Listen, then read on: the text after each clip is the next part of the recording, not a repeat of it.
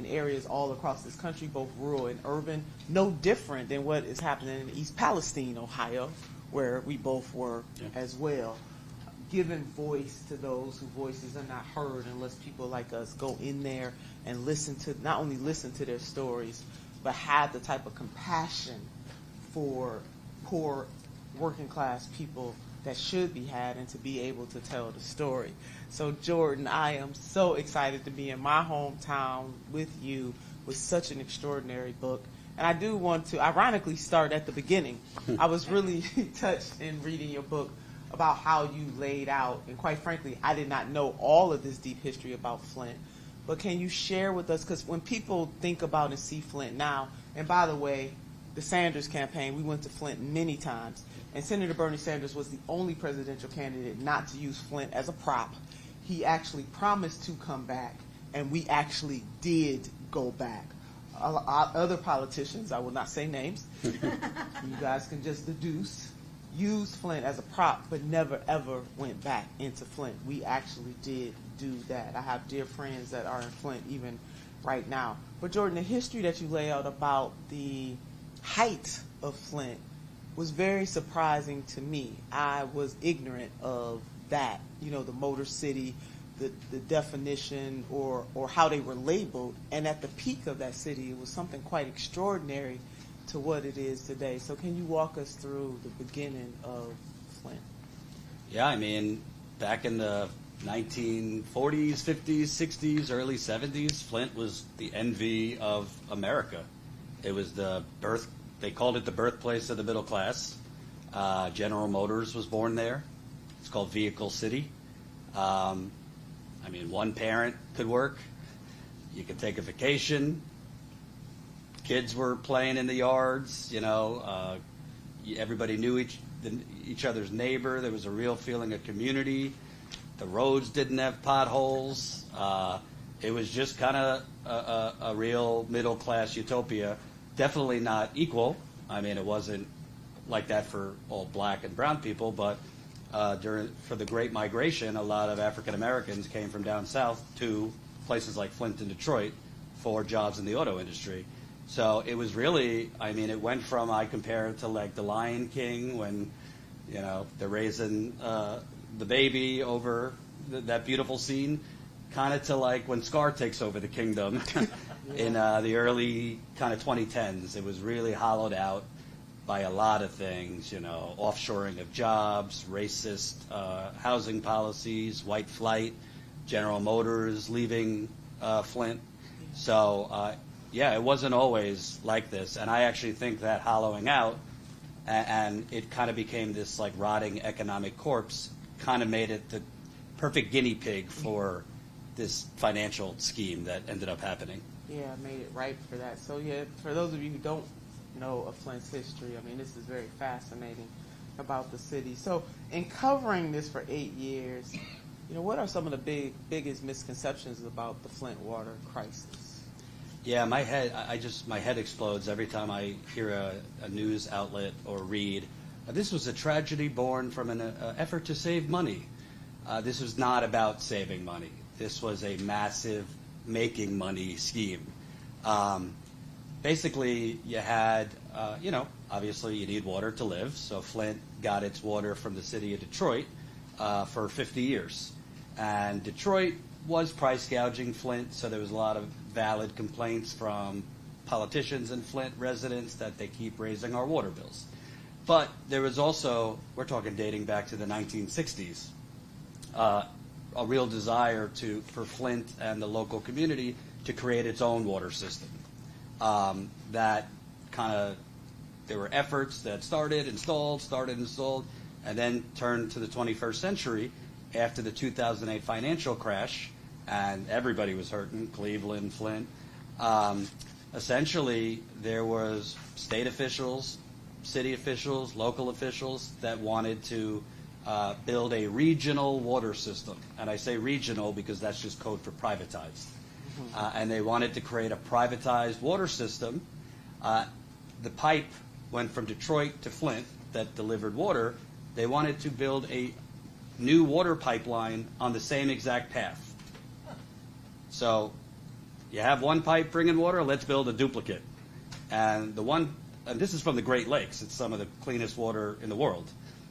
So basically, they were going to pipe in raw water from Lake Huron to Flint. And most of the raw water wasn't even going to be used for residents. It was going to be used for fracking, farming, agriculture, meat packing, and all sorts of things, not for residential consumption. But the state kind of sold it as this would save residents money, and there was a lot of money to be had. People mysteriously bought land along this pipeline path. There were banks issuing the bonds to build this, J.P. Morgan, Wells Fargo. There were county officials getting fat donations in exchange for appointing the contractors. So this was basically a boondoggle to build a completely unnecessary water system. And these kind of bond deals, which people's eyes kind of gloss over when you mention bonds, but these kind of bond deals are happening all over America, I'm sure in Ohio too, because a lot of cities can't afford things on their own, so they issue bonds. So long story short, this was not about saving money, this was about making money, and the consequences of that were deadly because while they were building this new water system, they made Flint switch to the Flint River, which, think of, I don't know, this city's famous for the river fires and all that. The Flint River, General Motors, Dow Chemical, DuPont, you name it, they dumped their waste in the Flint River for over 100 years. I mean, you go to Flint residents, they say, oh yeah, that's where they dump the bodies. So it was very polluted. The water plant was like one of these Boeing planes, like where parts are falling apart midair. The water plant was like basically a skeleton that was not equipped to treat water, but they just rushed it because they wanted to, while this new water system was being built, they wanted to basically do things on the cheap. So they used the Flint River, a totally inadequate water plant, and basically gambled with the health of the residents. Can we say exploitation? I think you could go further. I would say this is a slower moving genocide. Slower moving genocide. That's powerful. Yeah. Expendable population? Absolutely. They would not have done this an hour down the road in Ann Arbor, which is predominantly white. In Cleveland, think about a nice, wealthier town. They don't, build new water systems and in the interim put you on a polluted river. They don't do that. This was about class. This was definitely about race. Flint is majority black. And this is also about democracy. I think that's been lost in this. There's a lot of talk with media and politicians. You get the fundraising emails. Democracy's at stake in the 2024 election. Trump's the only threat to democracy. Well, this is what happens when democracy actually is removed. Michigan had an emergency manager law. The former governor of Michigan, Rick Snyder, he ran on running government like a business. Well, he sure did. He declared a financial emergency in Flint. I don't know if that was even necessary. And he basically appointed unelected czars. They called them emergency managers, but they were essentially czars. And really, they were his puppets. So the governor was king of Flint. And these puppets were doing his bidding. And the first order of business was, let's change Flint's water source and build this new water system. So those unelected emergency managers, their power superseded the power of the elected mayor, the elected city council. So therefore, the residents who voted, their votes were canceled. So that's what happens. Obviously our current democracy, we have elected officials making poor decisions, but at least we elect them. In this case, it was unelected people making these decisions. Yeah. And I was being sarcastic when I said Trump is the only threat to democracy, because what you're laying out here, there are many threats to democracy. Among those, he may be one of those. Right. But when the focus is solely on him, it allows things like this to happen, and it takes away from the greater need that people have in this community. So the Murphy family. Yeah, it takes a lot to Let me back up a little bit. Okay. You didn't necessarily set out to write this book. You were there for the presidential race, following it for that. You talk about in your introduction the People's Summit, of which we were. Yeah, I was like everybody else. I thought it was being fixed. Yeah. And I was at the People's Summit in 2016 In Chicago. when all the Bernie You were there. stuff was going on and Yeah. the movement was at its height. Yes. And a resident wearing a Flint Lives Matter shirt came up to me. I mean, I knew what had happened, but I just naively thought, oh, they're obviously going to fix this. And she basically said to me, like, the media has abandoned us. I'll say it. She said Rachel Maddow won't respond to our emails anymore because Rachel Maddow got credit for going there at first. And she did open it up. She did. I mean, yeah, she did. And long story short, said it's a disaster, but the media has left. The governor is spending more money on pamphlets that they're sending residents than fixing the problem. And they were explaining to me they're surveilling residents, they're intimidating residents, there's threats going on. So to his credit, I was working at the Young Turks at the time, and in the heat of the 2016 election, my boss at the time, Cenk, allowed me to go to Flint, and I was just stunned.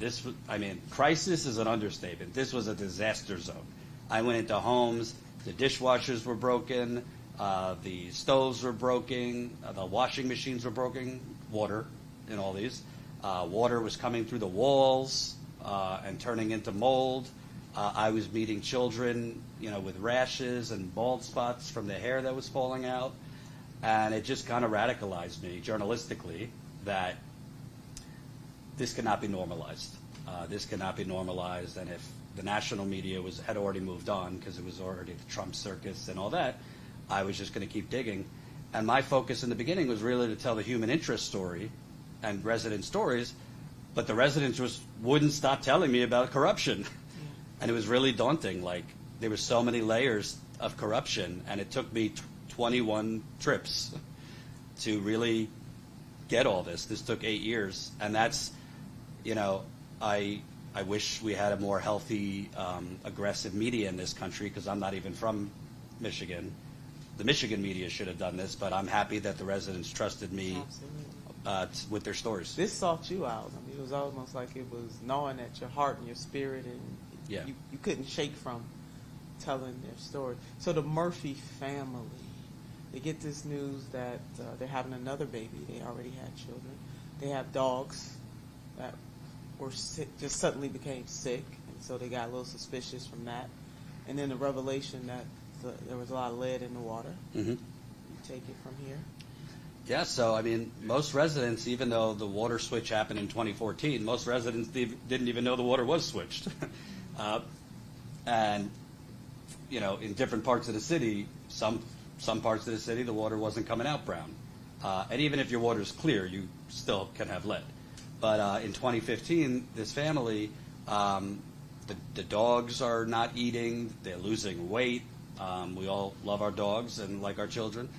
So they took them to the vet, blood test, staggering levels of lead. So immediately they stopped drinking the water.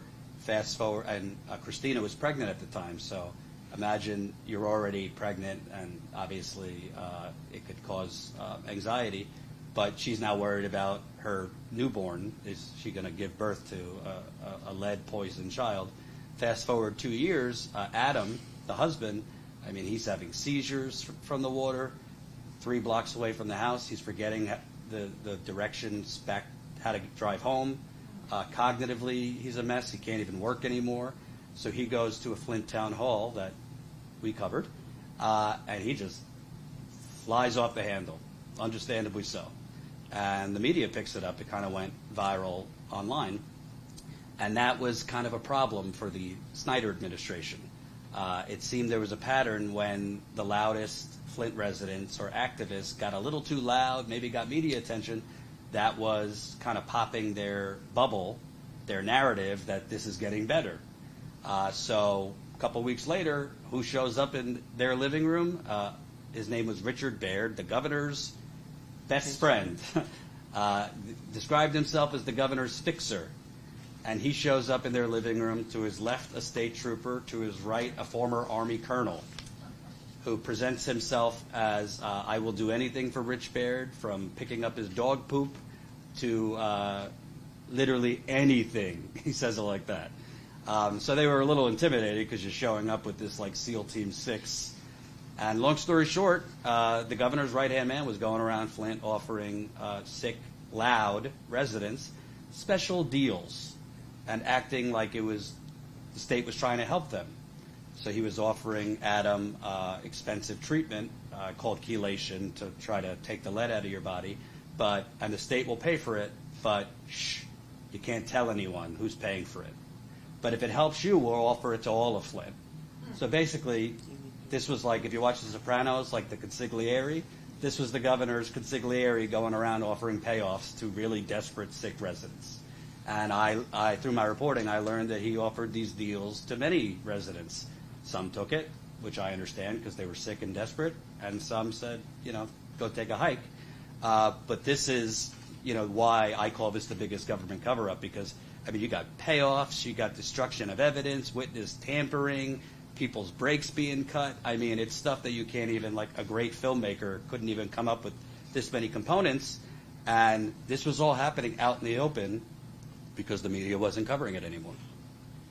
Absolutely chilling. Even here in Cleveland, we have lead problems. Yeah. Mainly paint, soil, and I think it was Rutgers University that did a study some time ago when the height of all this stuff about Flint, and it was revealed that over 3,000 places in the United States of America have lead levels even higher than Flint. Flint represents the canary in the coal mine. Jordan, why is it that you think? But as will be explained in my book, not because Rutgers did anything wrong, but the state of Michigan cheated on the water testing in Flint. So the data was manipulated. Cheated.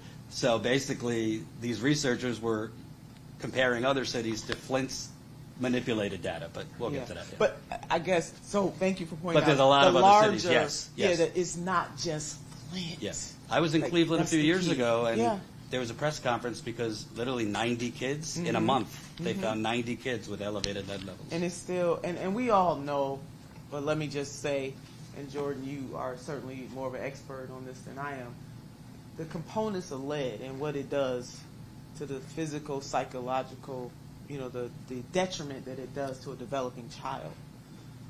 One of the things that, this book really reveals, and those residents are owed so much more than what they're getting right now, is some of those kids may never recover.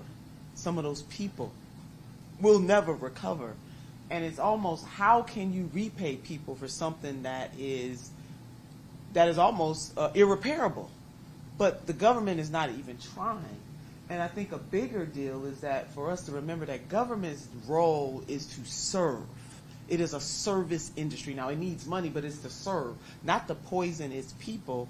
And when it is brought up on these kinds of charges, to have not only the state try to cover it up, but where were the feds? Jordan, where were the feds? The feds were asleep at the switch. The federal government, the EPA, knew about the complaints 2 weeks after the water switch. But they were... 2 weeks after. Oh, yeah, that's when the first complaints. The water switch. A resident called the EPA, said, I got rashes. Other people have rashes. Our doctors are saying it's from the water. And the EPA basically said, call the Michigan State Environmental Department. And the resident said, I don't trust the Michigan government. And then when the EPA found out that the state of Michigan's environmental department was lying to them, because the state of Michigan's environmental department said, we are adding corrosion control. Those are the chemicals that prevent lead from leaching out. They weren't. The EPA, instead of taking over, which I believe they did have by law the emergency powers to take over, they sought a legal opinion whether they could step in. What's the point of a federal government if you know that laws are being broken, children are being poisoned, and you don't immediately step in? And we will say the quiet part are allowed. This happened under a Democratic president. Absolutely. A president who actually went to Flint and said the water was safe. When that comes up in Flint, people lose their minds. And actually drank the water. I was absolutely mortified by the whole thing. Yeah. I think, President Obama, I think he had a real opportunity because there's a parallel to East Palestine, Ohio, actually. No doubt. A lot of people don't realize that when this happened, President Obama did not issue a disaster declaration. He issued a state of emergency. And it's very, very different, and the difference is important because in a disaster declaration, the federal government could take over. And basically, he could have sent in the Army Corps of Engineers. They could have dug up the city's pipes. It's not just the pipes outside the home, it's the pipes inside the homes. The toxic water didn't skip over folks' interior pipes. He said, experts said, well, we can't because that's only for natural disasters. Well, they seem to find loopholes for a lot of things in D.C. They could have made an exception for Flint, and President Biden has not signed a disaster declaration for East Palestine for the same reason, saying it's not a natural disaster. Well, I was just in East Palestine a few months ago. I got sick. I'm talking to residents who are having seizures, strokes, pissing blood, pooping blood. It is a chemical petri dish, and they're using the same playbook in East Palestine that was used in Flint. Very suspect testing from the federal government, cherry-picked data. The media stops covering it, and residents suffer in silence or scream for help from journalists or politicians or anybody. But the bottom line is Obama, if he would have issued a disaster declaration, basically this could have been fixed very quickly. I believe there's also a racism element here because, bottom line, you might not know, Libby, Montana had an asbestos disaster, I believe in the 2000s. A lot of people died. And during the Obamacare fight, Obama needed every Democrat's vote. So Max Baucus was the senator from Montana, and he said, I'll give you my vote, but you got to give my people in Libby, Montana, Medicare for all. Well, Libby, Montana is 96% white. Flint is 53% black. You do the math. They should have got it in Libby. We should all have it, but they should have had it in Libby, Montana. They most definitely need it and deserve it in Flint, Michigan, but there was no push for that from Democrats. Obviously, there was no push for that when Trump was president. But I talked to residents, not only are they suffering from the physical and mental of lead poisoning, not just lead, bacteria was in that water, PFAS, the forever chemicals, but they're suffering from the stress of, I'm going bankrupt, I'm maxing out my credit card to pay for doctors for my poisoning. If you are victimized from your government, you should not be paying to treat it. So there's so many failures of the federal government, the state government. All Flint got was a short-term Medicaid expansion only for under 21. Of course, we care about the children, but the adults were poisoned too, right. And that's been long over. And the adults are the moneymakers. I mean, you can't. It always boggles me, even in situations where it's not this dire, that we would set up programs that are only for children and forget that the parents got to eat too. The parents got to, because they got to try to supply the needs of their children. I mean, it's just absolutely daunting. And you bringing up East Palestine, I mean, I went there. It was stunning. And, I mean, when I went into there, like maybe a week after it happened, the air, I mean, you could tell your body starts to respond to what is happening in the air. And that city obviously overwhelmingly voted for Trump by 73, over 70%. And Trump did not do what he should have done in terms of the rule making against the railroad industry. However, he showed up right away. It took President Biden, a year? Over a year. And it took the Secretary of Transportation 10 days. The Secretary of Transportation was on TV saying, we have thousands of accidents like this a year. What makes East Palestine so special? And when I was there, Jordan and the rest of the family, it was, obviously I'm a black woman from a distance. But the most surprising thing for that population was not that an African-American public servant was there. You know what stunned them the most? Somebody came? I was a Democrat. Mm. That's what stunned them the most. Wow. Because why? Nobody came for them. And I don't know if you remember, Joy Behar on The View said that those residents in East Palestine deserve what they got because they voted for Trump. And I remember going off on that on CNN. I had an opportunity to say that what happens in East Palestine happens in Flint. Jackson, just started naming like the class solidarity and how callous, back to Jordan's point about the media, those self-righteous people in the media. They kids didn't vote for Trump. First of all, that's that makes no sense to me. But even if you logically believe that, do the babies deserve to be? Do the ecosystem deserves to be poisoned? I mean, it's really asinine that we've come to such a point, Jordan. So the people in Flint, though, voted for President Obama. Does that same, because see, either you for justice or you not. Right. Sometimes people's justice is based on who is in office at the time. Right. And what we have in Jordan is somebody that doesn't play that game. And people who know me know I don't play that game either, and that's why I'm not beloved. I think one of the reasons personally why I've stayed on this story is, to me, I mean, first of all, just common sense. There is nothing more important in life than water. That's it. You Water cannot is live life. without water for longer than a few days. But water, from my experience, is really like one of the few issues that it isn't political. I mean, shouldn't be. Conservatives shouldn't be. You know, your NRA, rib-eating, gun-shooting guy, I've talked to those folks who are outraged about Flint. I've talked to, really leftists, sit atop trees and meditate. They're outraged about the water. I've talked to anarchists. They're, and all of them, people are shocked. People don't know that there's water problems in every state and almost every city in America. Obviously different degrees. But this is the one topic that, honestly, everyone cares about, and everyone has a certain level of empathy. The problem is, there's a lot of problems, but the media, like climate crisis, another thing, they don't find it sexy, it doesn't rate, whatever.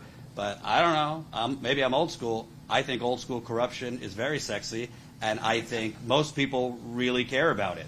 When I tell people these stories, I mean, my parents are like, they watch Fox, they voted for Trump. I love them, but they're crazy politically. And their main question to me, why isn't CNN covering this? Why isn't this on the front page? It's a good question. We have it. Is an excellent question. How do our politicians justify this? It seems to me this is really basic maintenance, civic maintenance. That's a good question. I think our politicians, unfortunately, and Nina would be a better expert than I think a lot of politicians enter office with a good heart and the right mentality, but they start making mini rationalizations to themselves to stay in power. And staying in power becomes more important than the people you serve. And they tell themselves, well, if I stay in power, I'm playing the long game. I can help Flint if I'm in power.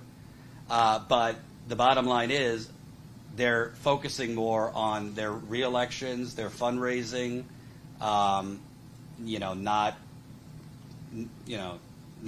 taking the wrong vote and having to deal with this lobbyist or this special interest.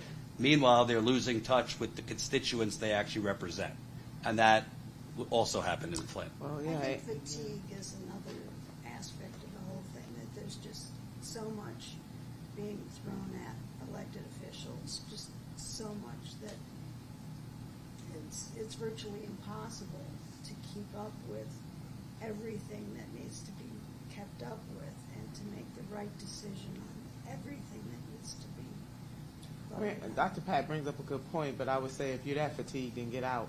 When it comes to certain things like water, but you're absolutely right. I mean, as somebody that served, yeah, you got a lot coming at you, but there's certain things that just stick out for you. Yeah, and water has. You got to know priorities. Yeah, life or death is the priority. Life or death is a priority. So, I mean, let's just go ahead and open up our questions now. Sure. But I want to ask Jordan one more question, and we're going to open it up to everybody. Dr. Mona, she did some of the testing, right? Do I have her name correct? Mm-hmm. And for a minute there, it seemed, I remember reading the articles and stuff and talking to people about this. It was almost, she was treated as if she was like. Oh, they treated her like a pariah. So can you talk a little bit about her? Because she really opened this thing up, and she deserves a lot of credit for staying at this, even though they came at her with all that they had to try to destroy her, really. So in the book, I tried to detail like the real-time timeline of the cover-up, but basically, I mean, there was 18 months where the governor and his administration were basically telling the residents, don't believe your lying skin, don't believe your rashes, don't believe your hair falling out, don't believe your eyes that it's brown water, everything's fine. And unfortunately, the media kind of went along with that. But residents, few independent testers, and this local child pediatrician who treated children, they were the ones like screaming for help, raising hell. And this local pediatrician, Dr. Mona, took it upon herself to get the data of children's blood lead levels before the water switch and after the water switch. And she obviously found there was a big spike. And she, perhaps naively, but you would assume the government would act, she thought, okay, I'm going to show them the numbers and they're going to realize we have a problem here. Instead, the governor and his team basically tried to make her crazy, make her a pariah. By the way, the governor, this was at a time long before Donald Trump went down the escalator. So the governor of Michigan, he was angling to run for president himself at that time. So part of his mentality was, well, I can't have a water crisis. I'm running in 2016. So basically, they told her she's causing a panic. Your numbers are wrong. You're gonna create a crisis over nothing. Blah blah blah blah blah. And she, very bravely, because by the way, these doctors, like, they work in institutions that get money from foundations, and there's definitely a cross section where with the government donors. So she risked her career. She held a press conference. She said, here's the data. It's very concerning. We should switch off of the Flint River immediately. And finally, because she basically put them on blast, they acknowledged she was right a couple weeks later. But all that she could have lost, and you just really thank God or the creator of the universe. Not everybody believes in God, but just the good forces that people like this doctor exist, people like Jordan exist, it is really because of the residents of Flint, because they were their biggest advocates, pressing, prodding, calling, having meetings, trying to get people with high titles to really pay attention to them so that they can get the attention that they deserve. And it really is a shame that you got to seek out people with high title to try to get some attention drawn to the immense suffering of the residents of Flint. And it's still not over. So little Miss Flint, she was just a little girl when this all started. She's still out there. Mari is her first name. I think it's Copley is her last name. Jordan, did you talk to Mari? Tell us a little bit about Mari, and then I swear after that I'm going to open it up to the audience. But she is one of my heroes. Imagine this, we're the wealthiest country on earth, and there was like a 7-year-old girl doing the job of government. She was literally doing campaigns to get bottled water into Flint because the government was lying and saying the water's fine. I mean, she's now a teenager, 16.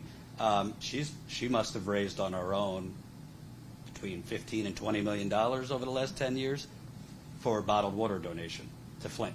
And she was and residents were doing the job. I mean, residents were knocking on doors to see if people tested their water and hand out water kits. That's the job of the environmental department, not the residents. Residents were doing the job to lobby Washington, D.C. to change the lead and copper rule, which is the regulation for how much lead could be in your water, which, by the way, should be 0. So this is and Erin Brockovich, I think, has shown this over her career. Her book was Superman's Not Coming. Whether it's Cleveland, Flint, the residents, and those that are being victimized, you're going to have to, unfortunately, lobby for yourself because the politicians, in most cases, are not. And I also want to mention, Pat mentioned fatigue. That's been something I've learned through the Flint water crisis, which, by the way, is ongoing. The media paints it that it's in the past. The water's still bad. They have not even changed all of the pipes in the city 10 years later. No one has been held criminally accountable. Cancer is surging in Flint, and it's not from the weather, it's from the water. Some cancers are up 300 to 500%. But I think fatigue allows situations like this to go on, but for the narrative to be that it basically gets swept under the rug. Because, I mean, we're just inundated all day long between Twitter and TikTok and podcasts and this crisis and that crisis. It's hard to remember what happened yesterday, much less 10 years ago. And that's been my challenge as a journalist, because it's not just been trying to report this and get the facts, it's been trying to keep it out there because I'll tell you, I could write a whole book on my dealings with media editors. I'm sure you could too. I mean, they, in most cases, did not care. They would give me, I mean, I drove to Flint in 2020 at the beginning of COVID. I met with an editor from the Detroit Free Press in a parking lot, windows down, because it was the beginning of COVID. I literally handed them the confidential documents I got for the criminal investigation. I mean, the details are in the book, but I got the phone logs of the governor, and it showed that him, his health director, his chief of staff, they were on the phone 22 times in 2 days while the Legionnaires outbreak was exploding in Flint, the deadly bacteria that was killing people. The prosecutors concluded they were covering it up. They knew about it, and they were covering it up. I handed it to the editor of the Detroit Free Press. He says, "This is gold. We're definitely going to do this." 3 days later, they get back to me. "We don't have the resources to do this." And there's story after story like that with the media. I don't think a lot of people realize, I'm not saying all media is bad, but a lot of these stories and a lot of these situations get swept under the rug because the media stops covering it, fatigue or other motivations not to cover it. The politicians have their own motivations to kind of, check the box, do a little photo ops with the residents, but, not really go to the mat for the residents.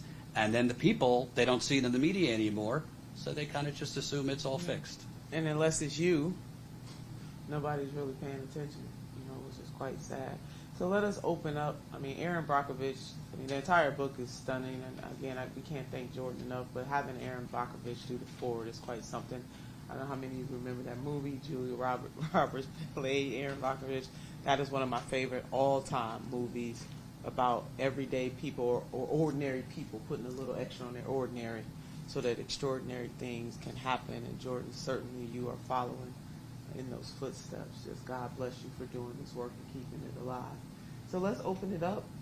Anybody have any questions and or comments for Jordan or myself, particularly our author? Don't be shy. One question I had is, I swear, in 2016, didn't Senator Sanders and Hillary Clinton take the stage in Flint? And didn't Hillary Clinton then say the Clinton Foundation was going to help out? I'm just curious if they ever did. I reached out to them and, of course, got no answer. But I just, if you knew anything about that. I believe they gave a donation, but that's their idea of help. Hillary Clinton, as far as I know, was not knocking on doors in Flint or, pushing for universal health care for Flint or demanding that the pipes be changed. As Senator Turner mentioned, Bernie Sanders, his team went back to Flint. We should also mention Elon Musk, who's in the news often. He pledged that he would literally do in-home filters for all of Flint. And he got great media attention for that. Never did. Yeah, there was a lot of political promises to Flint. A lot of people don't realize also, because people on Twitter who don't live there think they know everything. The Congress under President Obama gave $170 million to Flint. They did. Yeah, go ask Flint how much of that money went to Flint. A lot of it was, siphoned off to special interests.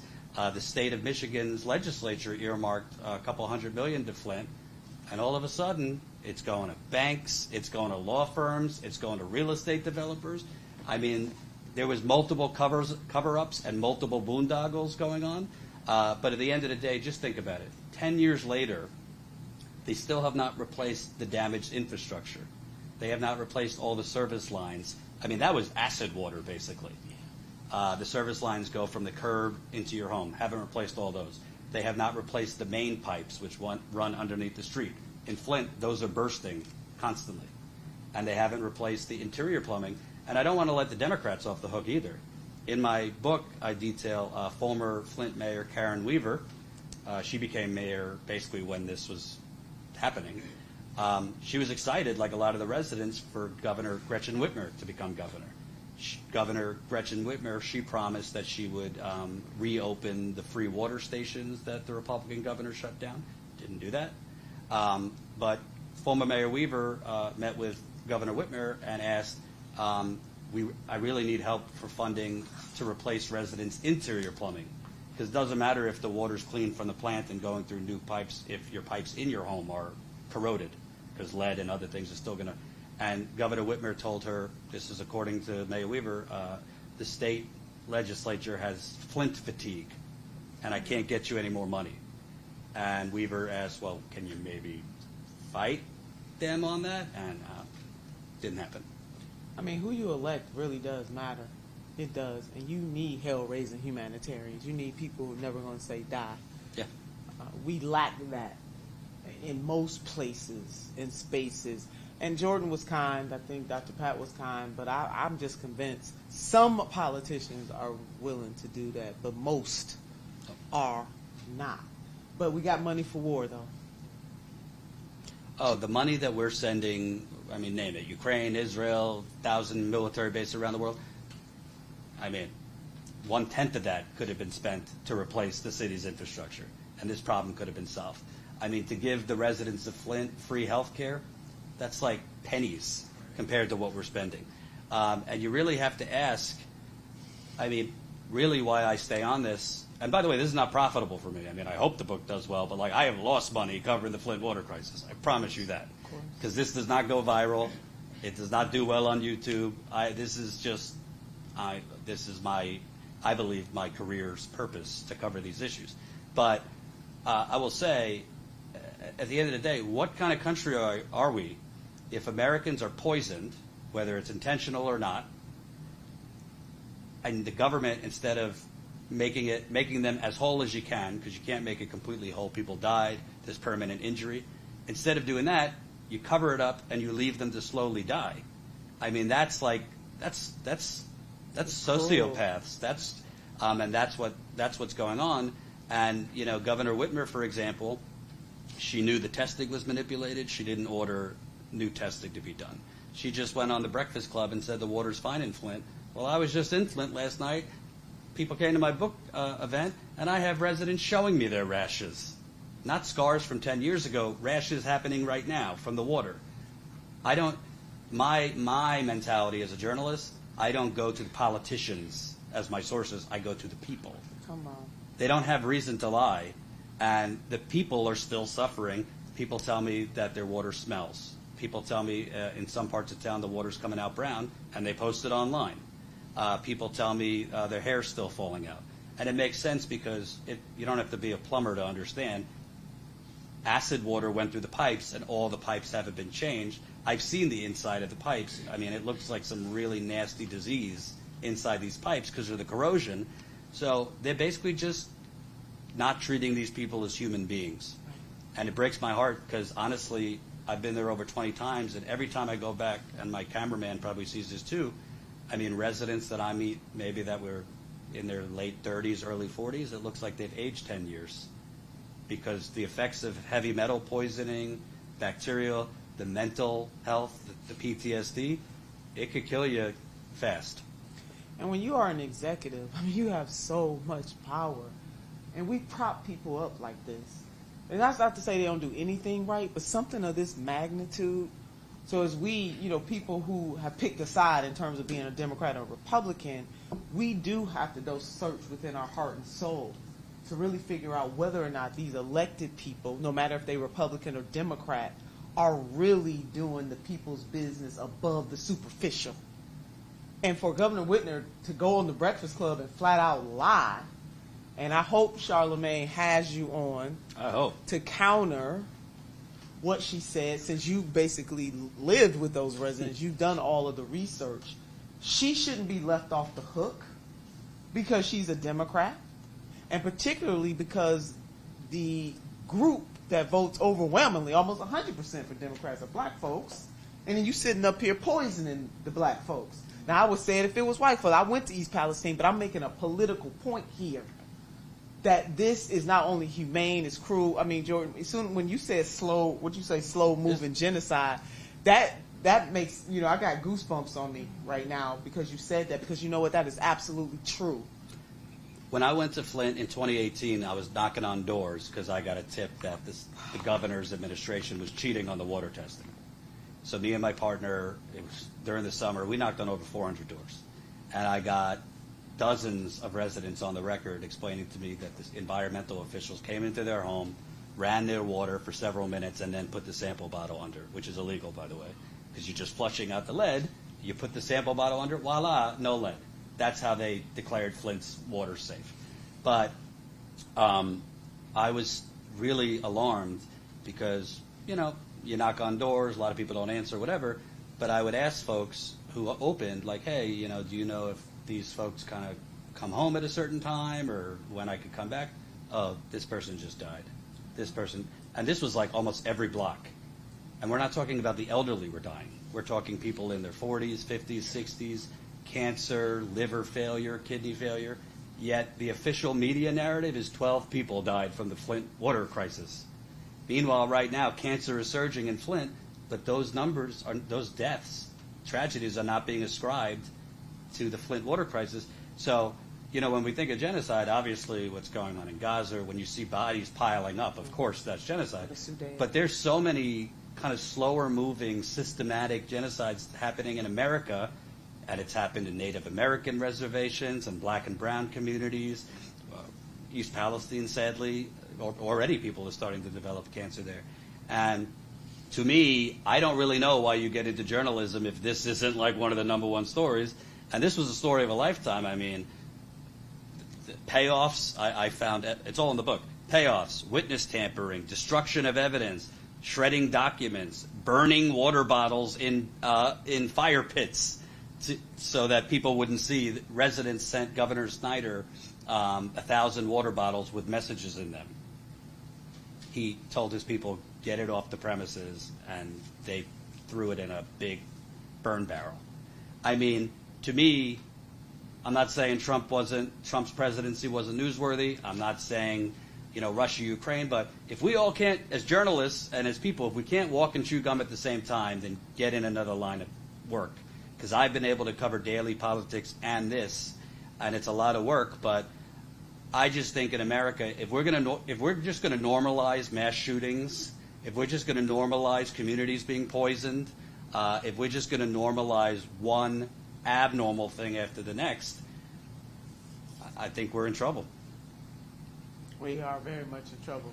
Charity starts at home and spreads abroad. I am a firm believer that it has to spread, but it has to start here.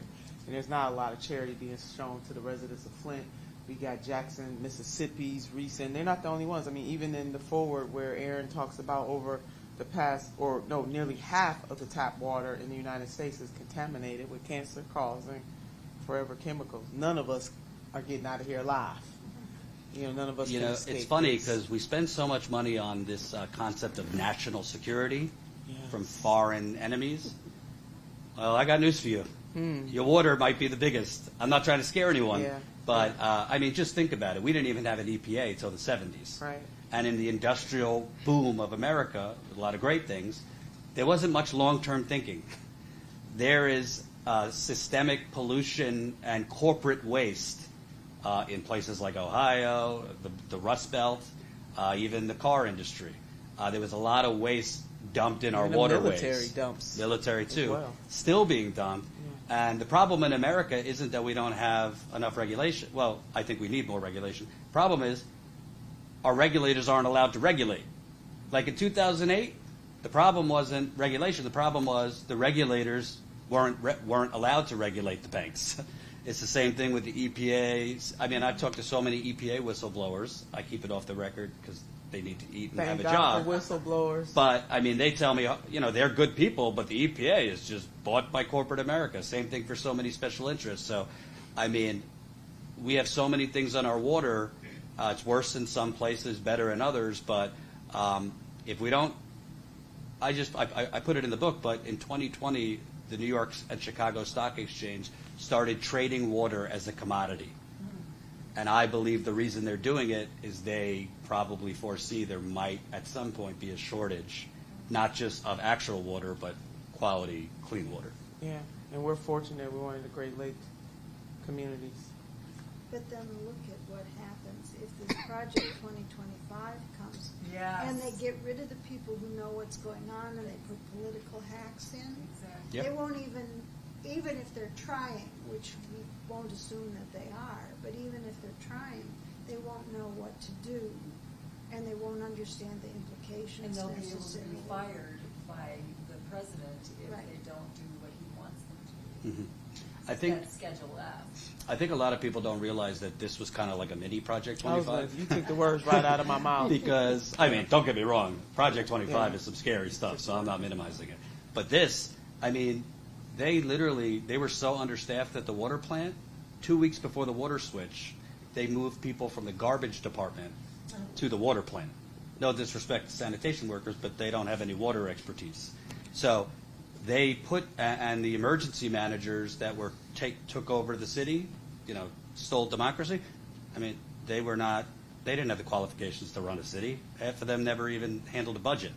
So there are a lot of cases in America where, whether it be political appointees or, donors who do not have the expertise, don't belong at a seat at the table, are making critical decisions about life or death matters.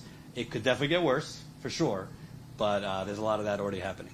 And think of what's going on with the air, that we have even less knowledge of what's actually in the air. Absolutely. And what they're putting in the air. That's another thing that it's not Charlemagne's fault because the media hasn't reported it, but Governor Whitmer in Michigan, I get a lot of emails from people about their environmental issues. So people in Kalamazoo were telling me 2 years ago, there's a packaging company, Graphic Packaging. A lot of your cardboard and packaging comes from them.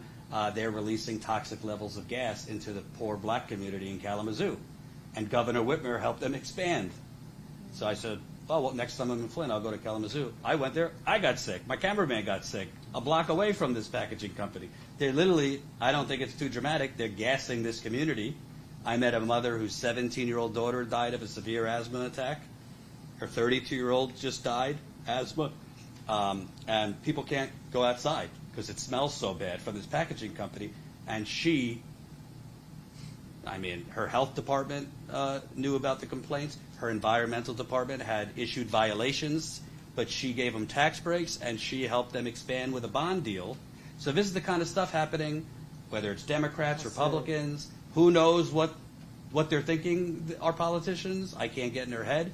But there's silent crises going on, whether it's water, air, soil, mining, fracking, you name it. That's why, as best as I can, I try and stay on these stories. What's going on at the grassroots level? Are they screaming at city councils? Are they showing up in the streets or something? Honestly, at this point, no. And the best way I could explain it, if you've been poisoned and you've showed up year after year and nothing's changing, so many of them are just defeated. They're tired. Yeah. They're tired. They're physically sick, mentally sick. So many people have died that, like, your fellow water warrior that used to show up with you is now passed. So many residents, no, there's not that energy that there was in the beginning. And it's, I can't from far away, get it together and go out and protest because I haven't been poisoned. But it's not on them. No. The case has already been proven, so I get the question and the point, but it's not on them anymore. Right. It is on the government. It is on us. And the point about Project 2025, I just want to amen what Jordan said because I was going to say the same thing. This was Project 2025. This Project 2025 going on all over the country where Republicans are in control. Yes, it can get worse, but we got to focus on the fact that whether it's going to be Project 2025, it's going to be Project 2028, it'll be whatever. It's never going away. So how do we stay vigilant enough? If people's material conditions are met, they won't be seduced. But what we cannot do is just put the loss of democracy on one person and not say that if we're going to call Trump out, then we got to call Governor Whitmer out. Is all I'm saying. If we're going to call Trump out, then we got to call out President Obama for not doing the due diligence that he could have done at the height of Flint. When you are standing up for justice, I want to quote Minister Malcolm X, paraphrasing him, but he said, I'm for justice no matter who is for or who is against. In other words, we can't have respect of persons, even if it's a politician that we like. If they are wrong, they are wrong. And when Democrats have executive power, we're not talking about, I served in the legislature, so I had to get X number of people to agree to vote to get anything passed. But when you have executive power, and I worked for an executive, I served under Mayor Michael R. White, you can make things happen that it takes a little longer for legislatures to do. You can use your power and the bully pulpit. And when people don't do that, even if we like them, we have got to call them out. And as far as I'm concerned, that is not happening. And I'm telling you something, Jordan, I'm going to bug Charlemagne until he say, woman, I'm tired of you calling Let me tell you something. So if I get on Charlemagne's show about this, so much. If I get on He's Charlemagne's my show brother. about this, I believe this would explode. He's my brother, Because so I'm gonna bug him. you'd be surprised. I always say this, and some people think I'm cheesy, but I really believe it. I don't care if you're a liberal. I don't care if you're a right-winger. I don't care if you're progressive. I don't care whatever. I've been around the country the last 10 years. Most people I meet are not lacking compassion. Most people have no idea what's actually going on. By the way, you mentioned earlier Biden came to East Palestine. Did you know that he spoke at a candle shop? No. So Biden spoke at a candle shop because they're not having events at City Hall because it smells so bad from the chemicals. So they put him in a candle shop. Yet they say everything's fine. That's what I mean. Most people have no idea what's going on. And I would not have left there. I mean, if you are the president of the United States of America, there's nothing that you can't make happen. I would not have left East Palestine. There's nothing this president can make happen. He forgets that he's the president. It's insane. I mean, In general. I want to put that to the side. I hear you. I understand what you're It's saying, absurd. but I'm saying that just the power of the office itself. Do you think I would have left East Palestine? I would have assembled everybody in my cabinet, the undersecretary, the oversecretary, the around-the-way secretary. People are coming into places like Flint with me. People are coming into places like East Palestine with me, and we're going to figure out how we're going to make this work. And guess what? To Not change that it. I'm a political advisor, but anyway. she would have been reelected until she's 100. Because that's morally right, but it's also good politics. It's good politics. Yeah, it's good You know, it's good politics. It's good politics to do right. That's right. It's good politics to do right if we just had more people who understood that. Any final thoughts or questions? So what are we Something supposed I'll to come do? back to you. Because when you look at it, either side is corrupt. They do the same thing. When I was in the military, I was in Fallon, Nevada. We're dumping JP5 on an entire town doing weapons training out there, and it has an entire town that has elevated cancer. I was out in town, and people didn't want us out there because of what we were doing. I had no idea. I'm just there working. You know? Right. I mean, what are we supposed to do? You can't vote for these people. They're equally corrupt. I mean, look, Biden was union busting in East Palestine, and then he turns around and says he's a labor guy. Right. I'm supposed to vote for this guy? In my opinion, it's only my opinion, but I think that we're trained to only focus on elections, and I think elections matter. I think you should vote. But I think we need to stop only waiting every 4 or 2 years and focus on what we could do together through organizing. Look what the UAW just did. That's some of the biggest gains they've had in this century. Look what the Amazon workers and the Starbucks workers, tenants unions are popping up all over the country now to fight these large rents. It's not the sexy thing. It's not as exciting as big presidential rallies. But this is the people coming together. And I do believe, like our brothers and sisters in France, listen, there's strength in numbers. Come on. If we start economically organizing, I'm not trying to tell organizers what to do, but you could keep circling the same blocks, protesting and chanting. But if you're not, imagine during those George Floyd protests, I mean, you had millions of people around the country. Even if like 1/10 of those protesters took an economic action, whether it's changing from corporate banking to credit unions, whether it's picking Amazon or whatever, not for a day, but continuously.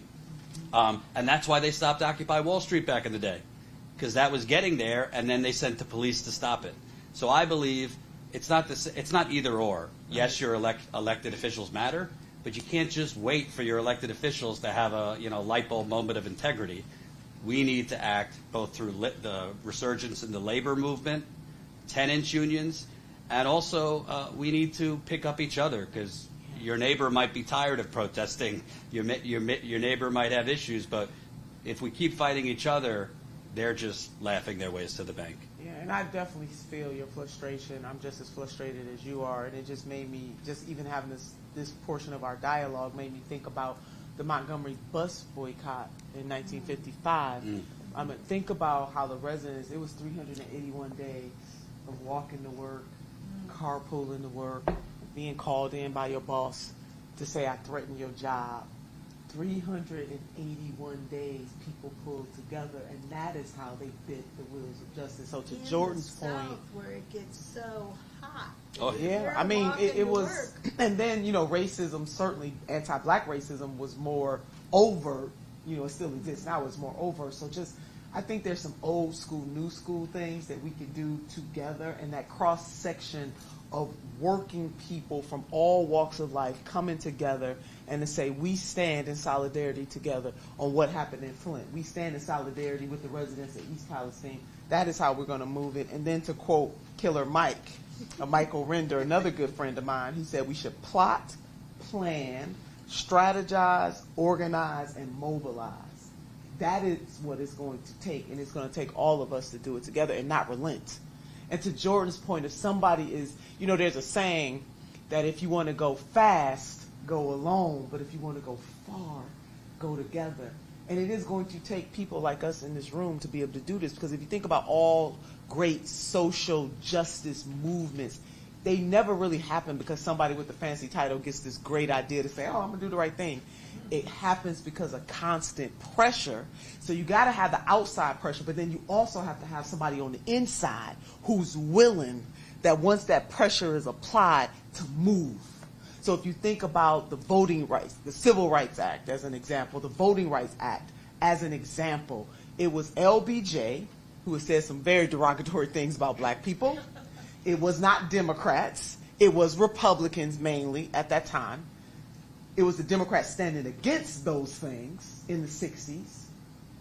But Lyndon Baines Johnson, for whatever reason, maybe it was his record, how he wanted to be remembered in history, he was pressured. However, he had the intestinal fortitude, though, from that pressure to actually do something. Maybe he didn't do it all for moral reasons. I mean, he didn't do it all for moral reasons, but he was willing to do it. And that is what we're lacking. We need inside, outside pressure, and we need elected public servants, as my brother says, because he said we shouldn't call people like me leaders, public servants, who are willing to do it. We don't have that right now. Yes, sir. Yes. For you, Jordan, are you facing criticism or blackballed in any areas for going after mass corruption? Great question. You got 3 hours? Yeah, I've definitely been blackballed for sure on this story. Back in the day when the media was not purchased by corporations, the way it worked was if you get the goods, if you break a big story, and you have the proof and it's all right, then other outlets pick it up and it grows from there. That's actually how Watergate happened. But through this situation, the hardest part for me has not actually been getting the information. I mean, that's not easy. I've had to build, I've spent hundreds of hours on the phone with sources. I've gone there 21 times. It wasn't easy to get this story. The hardest part has been getting the media to pick it up. The hardest part has been getting the residents of Flint to learn about it because their media is not reporting it.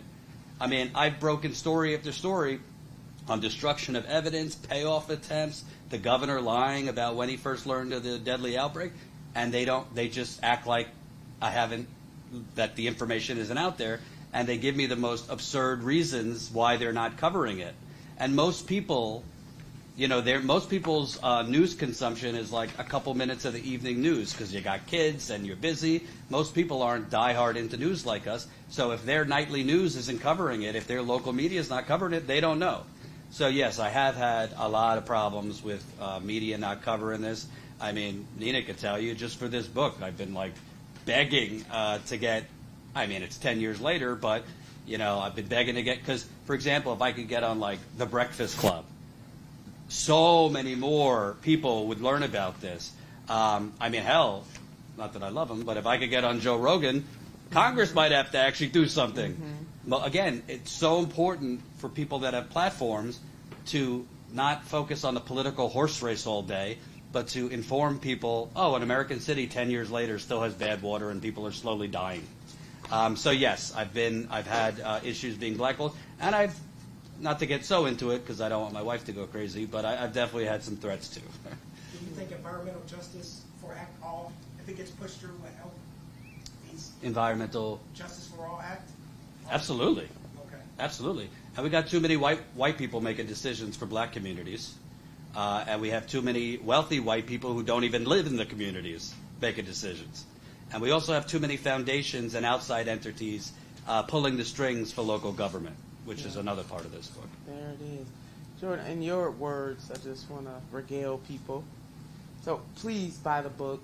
Use it as gifts. We got holidays coming up. It's never too early to get that Christmas gift. If you celebrate Christmas, children are going back to school. There are teachers among us, people connected to teaching.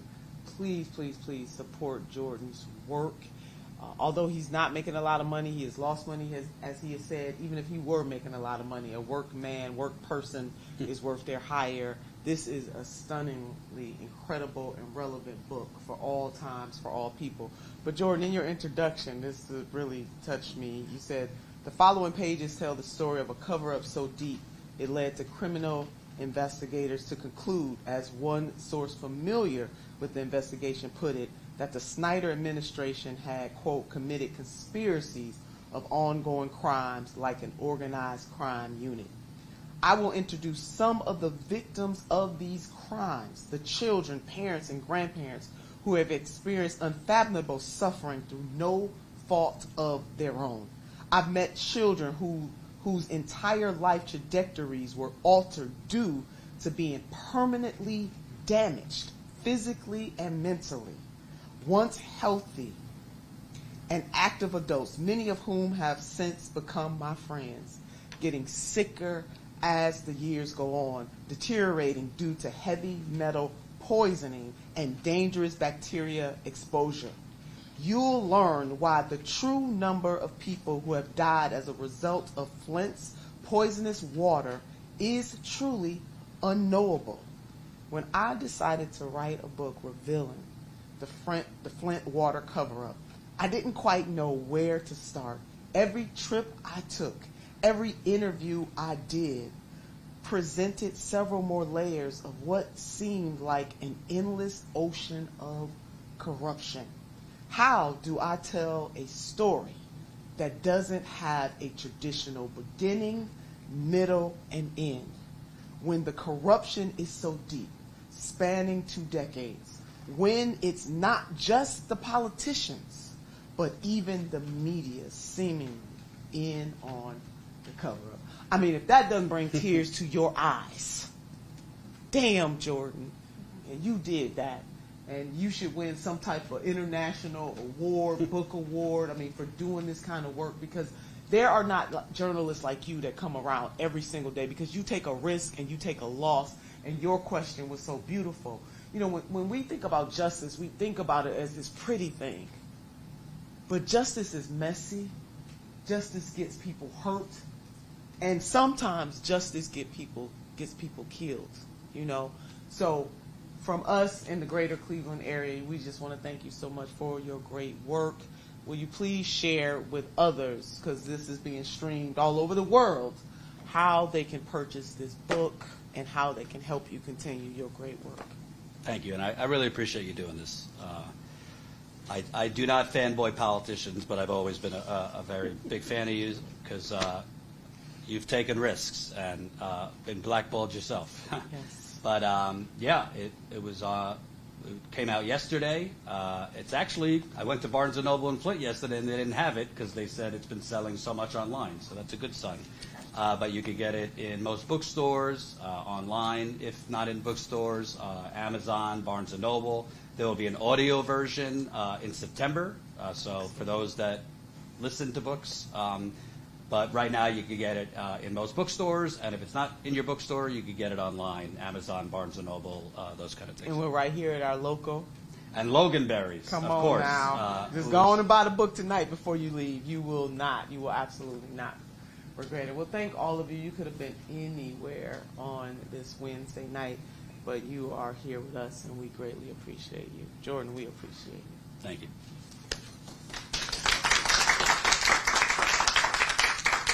And you can get your autographed copy. So get the book today and get Absolutely. it autographed by the author, which I left my book at home, unfortunately. But I'll see him in DC. I'll see you in Chicago, won't I? I'll send you another one, by the way.